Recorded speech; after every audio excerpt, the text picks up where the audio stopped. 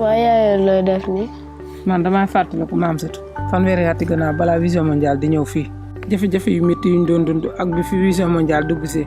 Canada boobu juddooguma. déedéet yow boobu juddoogoo ma. boobu nu ngeen doon doxalee seen dund. yaa ngi laajte nag loo xam ne boobu seen dund gi jafe na de booba ndox mi doyut santé gi doyut njàng mi doyut. film bi mu ndikkee naa nu dund gi mel. It was 1984. Famine ravaged the Sahel belt of the African continent, and World Vision was called to help in the far west, putting its first step on Senegalese soil by distributing crucial supplies for over 50,000 people, mostly children. World Vision was able to help stem the rural exodus and allow people to stay in their homes. They quickly understood that water was one of the greatest challenges in Senegal. So we launched a pioneering project in the country that gave many communities access to clean water for the first time.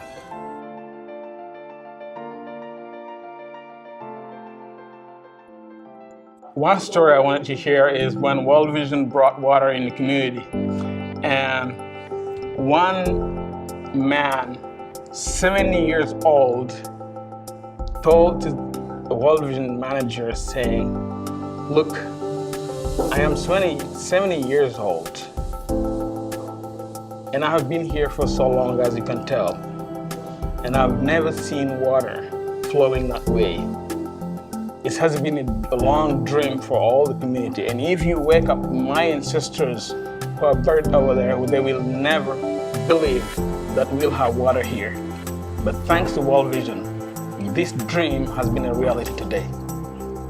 Thanks to World Vision, we can dream clean drinking water." mooy doomu aadama dundum yëpp ci ndox la xaju te xam nañ ndox mu sell mu jaar yoon mooy ñun World Vision ba mooy ñëw fii dafa fekkoon ñu daan boole soq guddi root guddi togg guddi yore sa doom amuñ benn tawféex amuñ benn taa pour sax mën a toppatoo suñu alaaji ndox boobu Vision mondiale moo ñu ko indil. And the story is a similar one in health and nutrition, where, over time, we have had much success in greatly improving health through various maternal and child health nutrition programs. comme ni ma la ko waxee rek day mel ni comme safara ak ajal bu njëkk benn poste privé catholique rek moo fi nekkoon benn fan la doon léegi mooy alarba population bi yëpp presque foofu lay doon dem fekk na nag gouvernement bi amoon na fi ay case ak poste mais amuñ doon dimbal waa Vision mondiale ñoo ñëw tabaxaat yooyu gis nga poste bi gis nga ko defaraat ko ak 2002 lañ ko réhabilité di jàppale case yi di jàppale poste yi ci wàllu wërgu yaram pour yombal faj mi ci xale yi aussi ci programme boobu am nañ ay formation relais yi former relais yi pour ñuy dem di waxtaan ak askan bi pour changement de comportement léegi jigéen yi koo ci gis même au niveau xale yi jigéen xale yi tuuti yi pour defar farine bi jàngal nañ leen former nañ leen nañ defalee farine enrichie pour xeex ak xiibon bu njëkk 3% lañ doon wax ci xiibon fii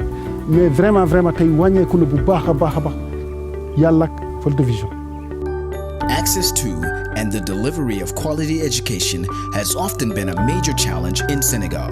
Today, World Vision is successfully contributing to changing this reality for good. In 2012, we used a special tool to assess students' reading capacities and launched Literacy Boost in 2015.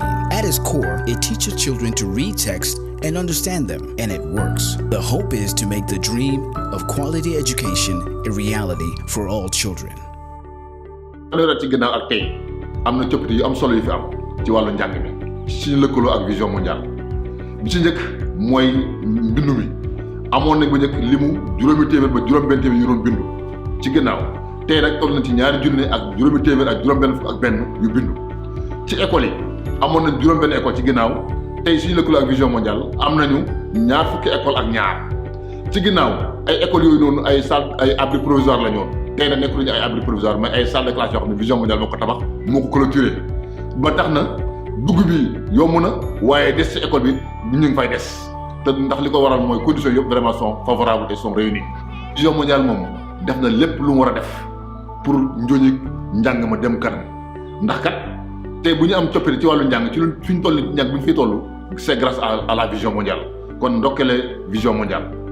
Solidarity is at the heart of our flagship economic development project models. Village Savings and Loans Group, where a small group of women, including the most vulnerable, have access to loans and savings, and as a result are opening shops, producing and selling goods locally and saving money. Their dreams of better access to health, education, and food are now a reality, and they are stronger. Par rapport à la durabilité de nos programmes, de nos interventions, je pense que nous sommes sur la très très bonne voie. D'autant plus qu'aujourd'hui, nous sommes en train de mettre en œuvre des activités qui ne sont pas très très coûteuses et qui peuvent être prises en charge par les populations elles-mêmes. La RNA ne demande pas beaucoup de moyens, comme quand on faisait par exemple le reboisement avant. Les AVEC, les associations villageoises d'épargne et de crédit, ne demandent plus de moyens. Et nous avons même des groupes spontanés qui sont majoritaires présentement dans certaines zones où la caisse est payée par les femmes elles-mêmes ou bien les membres eux-mêmes. Donc au moins ça dépend des coûts. Aujourd'hui nous sommes en train de mettre en œuvre des activités et des approches qui ne sont pas coûteuses et qui sont prises en charge elles-mêmes par les populations locales. bu njëkk fii góor ñi rek ñu amoon accès ci crédit fii nag fu ñu toll nii ak vision mondiale crédit bu ñuy wax avec yi fu ñu toll nii ñu débuté nañ ci 10 avec fu ñu toll ñu ngi ci 30 avec yoo xam ne ñu ngi en liquidité 46 millions yoo xam ne ñoo ko moom seen bopp. fii balaa vision mondiale doon ñëw fii amoon nañ jafe-jafe dund bu ñu demee ba en période de soudure borom kër yi dañu doon jël seen matériel yi ak seen jur di koy dem jaay à vil prix pour am dund mais bu vision mondiale ñëwee léegi utal ñu ay banques céréales boobu léegi ñu ngi fay jënd ci suñuy dugub bu ñu demee ba en période de soudure kenn ku ne da nga dem jël sa réserve bi nga fa yore dundee ko sans benn jafe-jafe. Children are not always able to be heard, to tell their stories, to share fear, worries, or even worse, to denounce violence and abuse that had been committed against them. Driving the community participation agenda, World Vision has promoted community mechanisms that is creating a new reality for children's rights. This has been supported by World Vision advocacy efforts at a national level to help ensure all key child rights are supported by legislation and policy. Au Sénégal, nous avons près de la moitié de la population qui est constituée de jeunes. Et plus de 21% de ces jeunes ont entre 6 et 14 ans. Et c'est dans ce pays qu'on retrouve plus de 27% d'entre eux qui n'ont pas d'extrait de naissance et qui jouent sur le respect de tous les autres droits qui les concernent.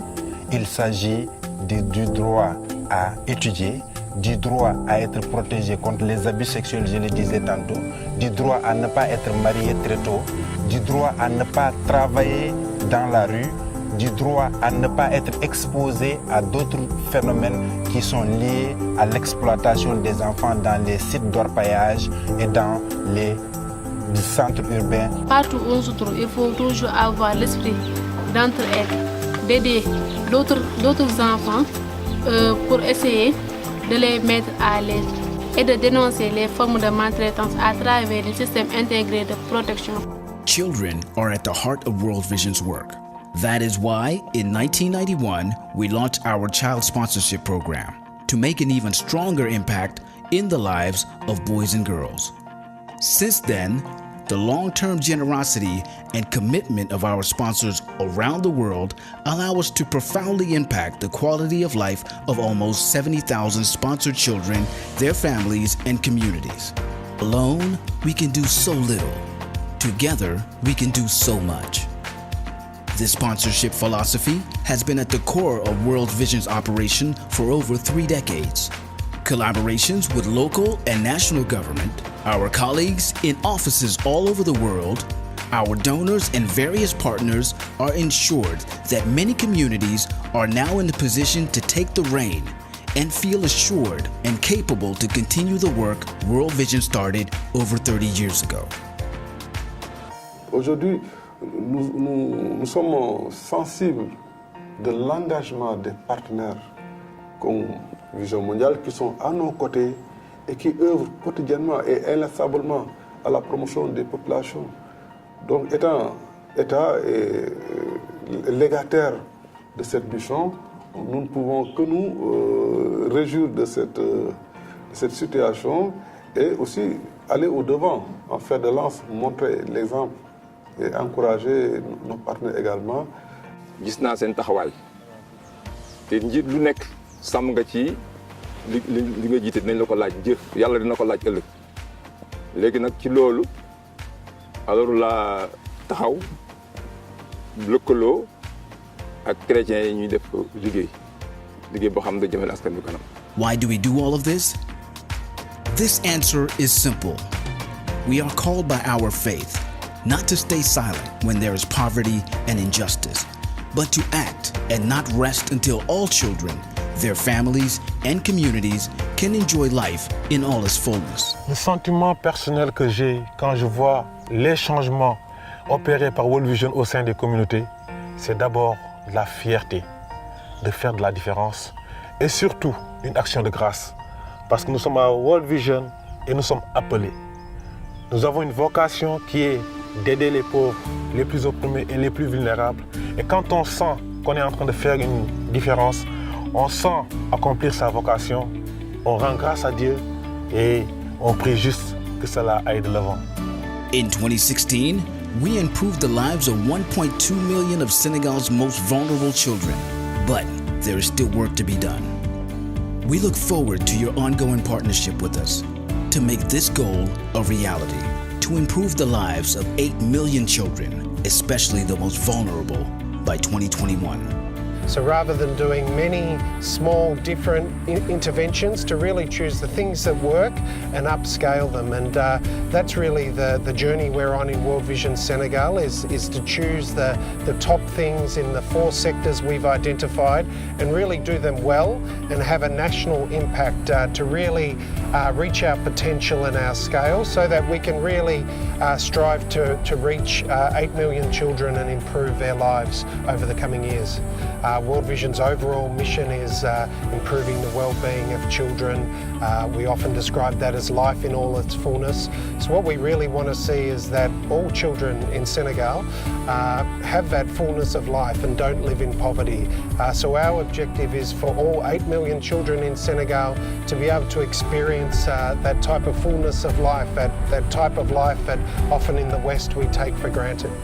World Vision e mbo liggaaki e World Vision kala neɗɗo moƴƴo ɓernde joginoɗa himme wallude a joginaaki aɗa faala wallude a heɓani no ballira vraiment kala paalaɗo wallude d' abord message mo paalemano yiide o waffere jokkodira e World Vision par ce que ko World Vision heɓata nin ko directement artanin ka communauté ji ga on woni premier message ko kalanminin ɗo ko noon neɗɗo fof daaroyɗo film o keɗoyiɗo film anda ko nder ɓernde am to guittammi ɗum ɗo ɗum wona bala ko au fond de mon cœur même que j'ai puisé ce que je dis, ce que je suis en train de dire.